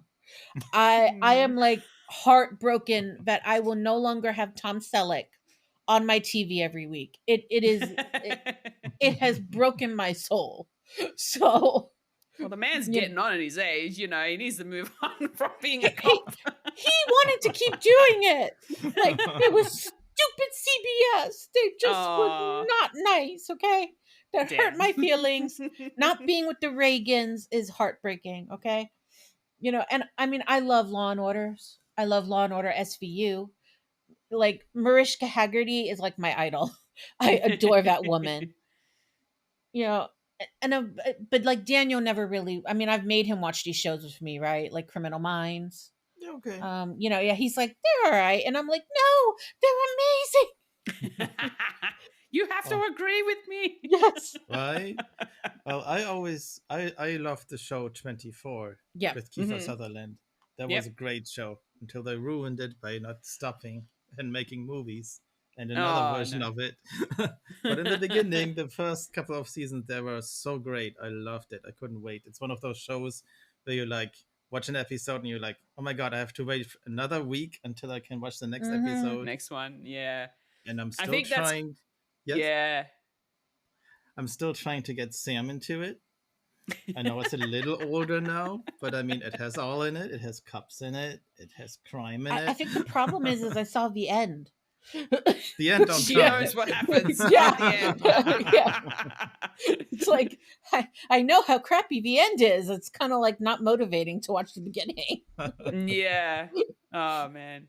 It's one of those things too that I think that's kind of where that's where the binge culture kind of sort of maybe has begun, is with these streaming services where it's like they just dump a whole season for everybody to watch and then it's done. Whereas back in the day when that wasn't Right. really a thing and there was no streaming service, we all had to wait every week for each episode of the show we loved to find out what the hell happened next. Yup, Yes. every time. And I love binging. So for me, it's like I will wait now and collect like 20 episodes and then I will just watch them all in like a week. Yeah, It's just like that's I love fair. doing that now. You know. You have no this the last few days, maybe the last no actually this past week I've been binging short anime shows in a couple of days because they're only like maybe one season, maybe two seasons, and they're less than 30 episodes each, and they're rom-coms, and I just get through them so quickly because I'm swooning over the characters and the story, and I'm just like, I need to know the next thing. I'm so glad all of the episodes are there for me to watch, and I just binge through them all, and then before I know it, it's already bedtime, and I'm like, crap, I gotta wake up tomorrow morning for work. Darn it. Darn you, Leo. Yeah. So, what have been some, speaking of binge watching, what have been some shows you've binge watched recently? For me, I recently binge watched a couple of shows actually. I was watching this Korean show. What was it called? With the Devil's Plan. Yes. The yes. Devil's Plan. And it's basically like a competition show, and it's such a different mentality to us because like with us, if you watch shows like this, these competition shows, you know, in America, like we're throwing them off buildings, we're making them like jump out of airplanes, we're making them dive under the water and hold their breath for way too long or have spiders crawling on their head. And for the Korean people, they're playing math games. And like for like 6, 7, 8 hours straight of just playing like games where they have to multiply and divide. And Whoa. and I'm like sitting there going, "Oh, I'd be out. Oh, you're kicking me out like in the first 5 minutes because once you got past like 2 plus 2, I'm done." Like, you know. So, if what's the gist of this shows? Like, what is it? What is it about? I think it's kind of like the idea of like almost Big Brother. Mhm. They all go to live in this house, Yep. and then they have different games. Like for them, kids games. For Yeah. us, it's more like adult games because I don't know how you would play that as a kid. My brain wouldn't have done that. And basically, you know, as like the show goes on, one by one gets eliminated, and they get kicked off, and then the ultimate winner wins something ridiculous like 500 million won. Wow. By I the wonder how time they much get that to the equates end, to. yeah, Right. I don't either, and but it's very cool. Like it's definitely very interesting to like see the cultural differences, but also watch how intelligent these people are and how they get through these games and they do these things. And you're like, I feel stupid. I want to open a book now. Like, you know. So like that, I really enjoyed that show. And recently we watched Wednesday. Yes. That was really good. That was really good. Wednesday was really good. Mm-hmm. They did this thing this season on Wednesday where they took like 90s songs and they made them into like classical pieces. The soundtrack for that is absolutely amazing. And I also binge watched the last season of Law and Order SVU because I need my Marishka. What about you, Daniel? Well, talking about what I said earlier about balancing all the crime and the death, I binge watched My Melody on Netflix. Oh yeah, we all watched that because that is so adorable, but also so dark at times. You're like, what's going on? I was gonna say, wasn't that adorable? Like, you're ready to watch something super cute, and then it gets really dark. Oh, My Melody and Kuromi? Yeah. Yes. Plus the Senryo characters. Oh my goodness. You're sitting there thinking, I'm going into this and this is gonna be so cute. And at first it's awesome. until Kuromi tries to toss My Melody off a cliff. And then you're like, and then you're sitting there, what?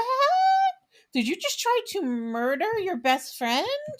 Like, I mean, literally tossed her off a cliff. And like, you're just like, what? Kuromi's just living her little goth sort of dark life. I mean, I understand they're best friends and rivals, but maybe not try to kill each other. Yeah. Yes. Oh my gosh. I'm looking at like just like a thumbnail of it. This looks like it's stop motion by the looks of it. What? Oh, My my Melody. yes. Melody. Oh my Yes? gosh. Yeah. So that was the first thing I saw. And I said to Daniel, this has to be watched because Yeah. I personally love like claymation and Yep. stop motion capturing because I grew up watching Rudolph the Red-Nosed Reindeer. So when we both saw this, I was like, we have to watch this. This is a must see. I can't not see this. Yeah, just like Pokemon Concierge, that cute little felt stop motion show that I love so much. That comes back next month. Ah, Psyduck, can't wait! It's so good. Psyduck, Psyduck, Psyduck, Psyduck. Oh my gosh. What are some movies you guys have been watching lately? Oh, we just watched the latest Beverly Hills movie. Yes, Beverly Hills Cop 4. Yeah, Beverly Hills Cop 4 Axel F, I think it was Axel F. called. Mhm. Yeah. Ah, That yes, was- where he finds out he's a dad. Yeah, Yes. yeah. That was really good. Actually, I didn't. At first, we were like, "Oh, this isn't going to be good." But although I wouldn't buy it on like Blu-ray, it was Mhm. still really, really good. Mhm. Okay, that's Yeah, we good. really like that. Oh, what else have we seen recently? Hmm. I feel like we watched something else recently. Yep, we're both blinking. We're both blinking. You know what it is? It's like for us, like I think nowadays, especially, like we don't watch as many movies anymore because Mm, TV shows are such big blockbuster productions. Mhm. yeah, Like we watch a lot more TV shows than movies. that's fair. Yeah, I can Mhm. definitely understand that. And most of your time is sort of consumed by the shows Mhm. when you've got time. And then, that's kind of my problem at the moment, like trying to fit time to watch movies. Mhm. It's like most of the time I'm watching a lot of TV shows. MasterChef took up the last 3 months of my watch time Mm. for anything because that show runs for like 4 days a week. And by the time it got to finals week, it was like it then went down to 3 shows a week, but it was still a lot of time to go out of my way to watch. And especially considering that I work during the day, by the time I get home I'm tired, I really don't want to be doing anything else, so I'll watch something. And it's like it's the day that I come home is a MasterChef day, I'm watching MasterChef. Exactly. Right. Exactly. Like I feel like that's how it is for us too now. It's like, we get to the end of the day and we're like, well, what are we going to watch? Oh, we really want to see that show. Oh, we'll put that movie on the wait list. And then it just kind of sits there for like a year. Mhm. And then Yeah. eventually we get to it and we're like, oh, okay. Oh, well, we just did see Beetlejuice as well, the latest Beetlejuice. Yeah, we I know did. Koala just went to go see the musical. Oh, I yes. did. I went and saw Beetlejuice the musical last weekend at the time of recording, and I really enjoyed it. It was so much fun.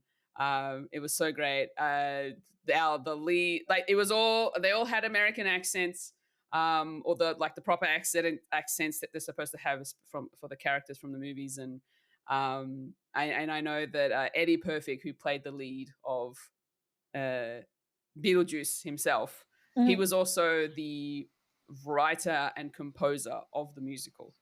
Oh, that's Like cool. Wow. as in the composer and the lyricist. He wrote the Oh. lyrics for the songs That's in the cool. musical. He is amazing. He is hilarious. He is an Australian icon, and I love him to bits. He's amazing. And especially because I bought the program for the musical, and he wrote out like a little excerpt as to like his reason for making this musical, and for why he wanted to be a part of it and all that sort of stuff, and why he also played the lead, and the fact that he's not a very extroverted person. He's usually very introverted. And so when he gets the chance to be this chaotic, evil person, he'll take that opportunity because that's kind of like he's saying that it's his inner self coming out sometimes. And you can tell when he's on stage. And when I was watching him on stage, I'm like, my gosh, he's just exuding. Like, he loves this feeling. He looks like he's having so much fun. There was all of the fourth wall breaks, just like in the movie. Oh, I love that. And they did it in style where they referenced our city as well. Oh, cool. Nice. They referenced our state of Victoria, and it was so good. But yeah, I also recently watched Beetlejuice Yes, we did. this past week. I'm not sure how I feel about it. I'm in two minds about it, to be honest. I feel like the first one's a lot better. I love how they tried to keep the second one sort of, in terms of its filming style, they tried to keep it similar to what it was back in the day, which is really cool. There's not too much CGI involved. But I don't think the story was that captivating for me. I think the story fell off a cliff. Yeah. I feel like, considering that they were trying to fit it into like, it was like an hour and a half, maybe an hour and 45 minutes of movie time.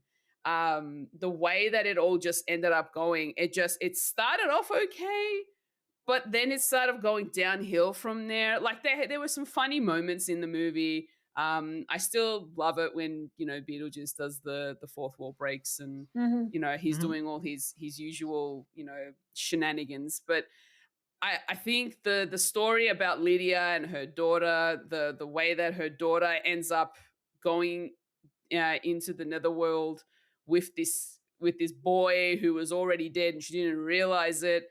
And then they go in, he plays the nice guy until they go in. The mum finds out this kid murdered his parents, and I'm just like, hang on.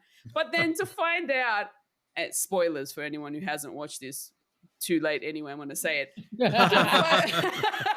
To find out that he gets thrown down into hell that quickly, and then there's still more to the ending part of the story after that fact. I was like, he didn't really have much to do. Like, you don't really get to see him much in this movie. I think there was too many, like you said, like too many just like quick, like, okay, I'm going to, again, with the spoilers, but like, okay, oh, my dad died. We never found him. Why didn't he come talk to us? Blah, blah, blah. Okay, well, now we see dad. That was all of 3 seconds. No heartwarming family reunion. No, like, oh, let me ask you no, nothing. Look, I have a fish attached to my head. I need you to go back to the living world. I love you guys. Okay, bye. Yeah. And it was just kind of like, what? Like, and not to mention the fact that the daughter knew that there was something going on with her mom, Lydia, and Lydia was like, I can't see your dad, like, for whatever reason, because she can see ghosts. She's like, I can't see your dad. And the daughter was always so upset about that because she loved her dad so much. And then when they are having their little quote unquote reunion, it just, they didn't end up going back to that as to why she couldn't see him. Until that point. No, like, revolutionary, like, revolutions or like nothing. Just kind of like, yeah, okay, love you, bye. And it just felt very like empty. And you were just kind of left with like empty feeling on it. Exactly. And like the kid that, took her into the dead world and everything. That also too was like, first of all, one, I knew he was dead as soon as we saw him. And I was like, oh, great. Okay, I see where we're going here. And I'm like you, I'm expecting him. He's going to go the distance. He's going to be till the end, and it's like, oh, I fell in a hole. Bye. And you're like, well, guess not, I also kind of want to mention the wedding ceremony with Lord help us. Wasn't much of a wedding ceremony as much it was a music video. And it went on way too long. It really did. It was like, okay, it's funny. Now it's not funny. Now it's really not funny. Oh my God, please make them stop. I know. I just want this to end. Yes, I just want it over. I think the best part of the whole film is that the fact that they couldn't get the original dad to come for the movie.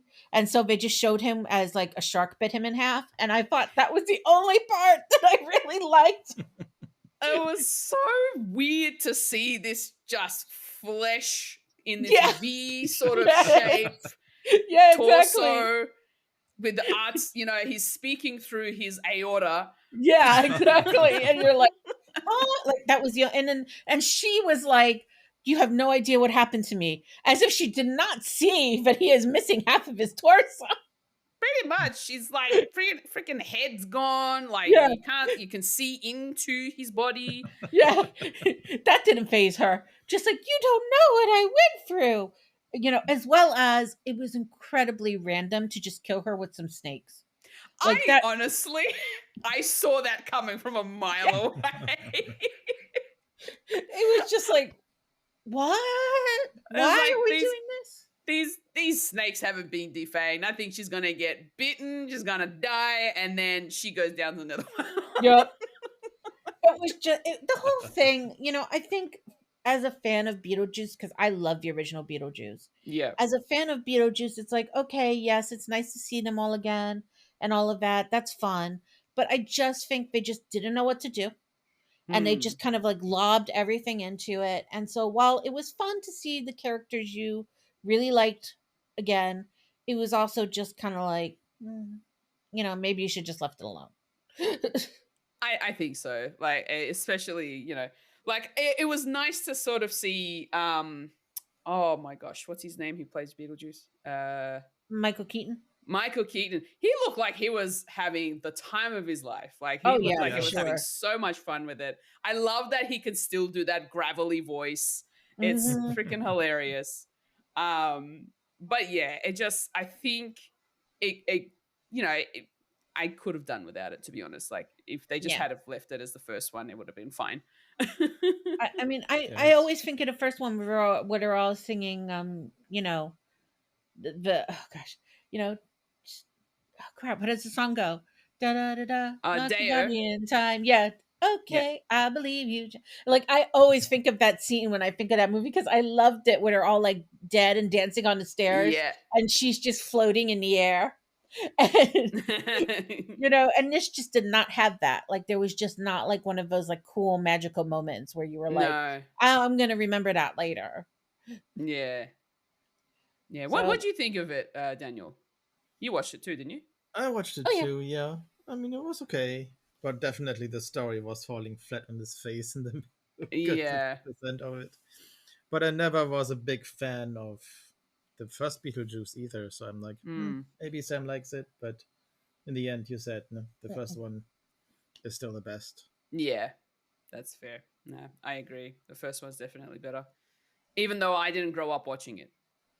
I actually only recently watched it within the last year. Oh, okay. But I had fun with it. I think the only reason why I didn't watch it is because I always thought that it was going to be like a scary movie, but then I found out that it was just more of a comedy, and I thought, you know what, let me just give it a go, especially when I knew that there was a second one coming. So yeah. Nah, it's like a whole genre unto itself, really, is like the horror comedies. That's like its own like little niche genre, and usually they're not scary at all. They're just like horror themed with like a whole bunch of comedy. Okay. Something I've tried to like introduce Daniel to, and he just like doesn't get, and he's like, what? Like, oh, like the Ginger Dead Man. Oh God. Oh wow. Okay. You can tell Cole what it's about.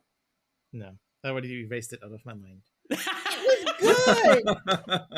That's so good. So, okay, Gary Busey is a serial killer, okay? But somehow he dies and he gets reincarnated into a gingerbread man. Okay. and then the gingerbread man locks everybody into the bakery and is like trying to kill everybody in the bakery. It's hilarious. Okay. What was that horror movie called with those little puffy balls? Remember that? Which one are you talking about? Was with the like, teeth? Did they have teeth? With the teeth? Was it Christmas themed? No, not Christmas themed. You mean they look like tribbles, yes, right? Yes, like tribbles. The critters. Critters. They're Yeah. called critters. Critters? Okay, critters are aliens, and they look like little balls of fur until they turn over, and then they've got like Oh, little sharp teeth. goodness gracious me. I'm just looking at pictures. I do not like this. This is nightmare fuel. It's actually really a funny movie because like when they go to like kill people or eat people, they make like the funniest, stupidest noises, like hee hee. And then they jump. Okay. I'm sorry, Leonardo DiCaprio's in this? It was one of his first roles when he was like a little boy. Wow. Like around the time he did like Gilbert Grape and those like Right. younger movies. Yeah, he looks like he's in his teens, like early teens. Yeah, believe it or not, a lot of like what is her name? Sarah Michelle Gellar got her start in the Leprechaun films, which was about a psychopath murdering leprechaun. Of course. Who was really mad if you touched his gold. And instead of like saying it's yours now, he stabbed you to death until you gave it back to him. You know, it's just, you know. Okay. I've tried. Daniel doesn't appreciate my movies. I mean, I get it, but like critters, like, come on. They're little murderous balls of fur. They're hilarious. Fluff balls with teeth. Yes. Well, have you seen that new trend? What are they called? Oh my god! Those new dolls. The where they're like- Labubu's? Yes. Yeah, with the teeth. I don't like them. Me No. neither. They're ugly. And I'm like, why do people love these ugly things? Like, what is going on? I don't know what it is when it comes to toys these days, but for whatever reason, all of a sudden, ugliness in toys are cute. Yeah. Yeah. Like, Exactly. I don't know if you've seen what are they called? The fugly toys? Like the fugly dolls. They're just like really weird sort of monsters that have fur. But then when you see their face, like their mouth, the teeth are weird and janky and disgusting. Yeah, that's what's And I think they're like stitches for eyeballs. And I'm looking at these dolls. I'm like, what is great? What is so good about these dolls? They're ugly as. Like, it's in the name. It's terrible. It's like, I mean, there's like a whole like trend with like these like little voodoo doll looking things too. And I'm like, why is this like, are you kidding me? Do I want to stuff voodoo doll as a kid? Like, this is not like my idea of cute and happy. Like these Labubu things, they look angry, but they're smiling. So it's like they're evil. And I'm like, this is really creepy. Well, I first of all, I'm also like biased because I think dolls are evil inherently anyway. So I have an innate fear of dolls. So this for me just is like nightmare fuel because it's just like combining my absolute hatred of dolls with what I always believed they were in the first place, which is monsters. And that's probably why Daniel will never watch Chucky. No, I won't. First of all, I literally, if I hear Chucky's voice, I will scream, cry, and run out of the room. Okay. Literally, like I will. If I was playing Dead by Daylight, I play a lot of Dead by Daylight, and they introduced Chucky into Dead by Daylight. Oh no! And when I tell you that whenever we get into a match with that thing, I put my controller down, I turn the volume off on the TV, and I let them kill me just so I can get away from the match because I cannot play. I become like paralyzed with fear, and I'm like, no, controller down, mute. I'll be back in 5 minutes after the match is over and they've killed me and they've gotten their free points for me being AFK because it's like, keep the thing away from me. Like, no, thank you. No, once in a while, Daniel will be like, "Oh, Sam, I want to show you something." And then it's a picture of Chucky. And I'm like, I hate you. No. Use a picture of a clown to make you feel better. And he just made it worse. No. Daniel, why? Is that your entertainment, Daniel? Sometimes. Sometimes. Traumatizing Sam. He knows that I was like, I don't know, like in my early teens, like preteens. My dad made me watch It. I literally could not take a shower for a month. I Oh couldn't go man. in the bathroom unless my mom stood outside the bathroom door just to make sure I didn't get sucked down the sink. I was so messed up and so frightened that this clown was going to come out the drain and get me. Mm-hmm. That my poor mom spent a month like, "Are you done in the bathroom? Are you okay? No, just don't move, mom. I'll be out in a minute." Like, just cannot do clowns. Clowns are That's terrible. that is fair enough. I know a lot of people who are not a fan of clowns either. He's like scared of nothing. Oh, he's got to be scared of something. I'm not going to tell anybody. Yeah, of course. They see he's smart. I thought in all this time, you two being married, Sam, you would have figured it out by now, but apparently not. I mean, he just really doesn't like bugs. But aside from that, like that's pretty much it. And then she makes me hunt the bugs. Well, yeah, you need to get it. My fear is worse than yours. You have to get over it. Yep. We always joke. I always say Sam has like spider. She can like summon spider. She just looks in the corner and there it is. I just want to go to sleep. Why did you have to like make a spider? Well, meanwhile, the Germans. Yes. Make it appear. Meanwhile, the German spiders are like the laziest spiders I've ever seen. They like go into like one space in a corner. They don't move for days. And if you walk in the room, they're polite and they wave at you. And I'm just like, no, Daniel, I don't care how polite they are. Please get rid of that. Like, no, thank you. Of course, that being said, koalas from Australia, you have it worse than we do. Yeah, wow. Yeah, me going around my house trying to put all the insecticides around the edging of all of the windows and doors. I've been good so far.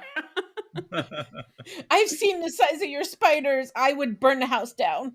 Oh, damn it. You brought it up. I am now paranoid. I'm looking around my room.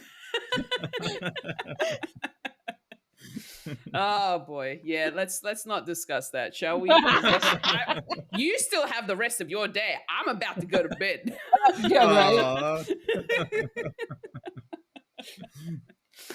Oh boy. Well, we could probably chat for hours and hours, and I love being able to talk with you two so much. It's always good fun. But I think we're gonna wrap it up here. So before we go, Sam, Daniel, please plug away. Tell us where we can find you on the internet. You can find us on YouTube at SamDansCouch, on Twitch also SamDansCouch. We also do put up some fun little silly TikTok videos every once in a while. Mm-hmm. Most important though, at this moment, our focus is on YouTube. So if you're looking for us, we love the likes, we love the subscribes, we love the follows. And apparently there's a new mechanism which everybody needs to do for Koala and us called hype. The hyping, yes. Yes, for hype. Hype? Yes.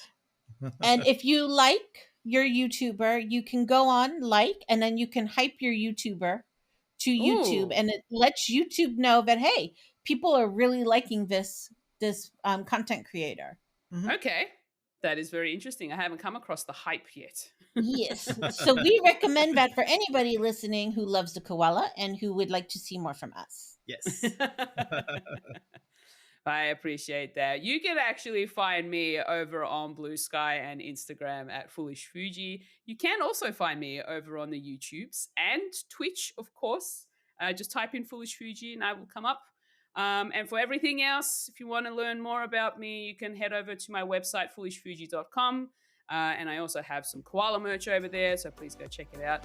Thank you for listening. If you enjoy the Many Thoughts I Have podcast, I'd really appreciate it if you could give it a 5-star review or rating on your podcast service of choice. Remember that you can also comment on each episode over on Spotify, and I will endeavor to read them out on the show for you on each episode. that's it from me, and that's it from SamDansCouch. Remember to look after yourself and your mental health, and happy thinking, friends.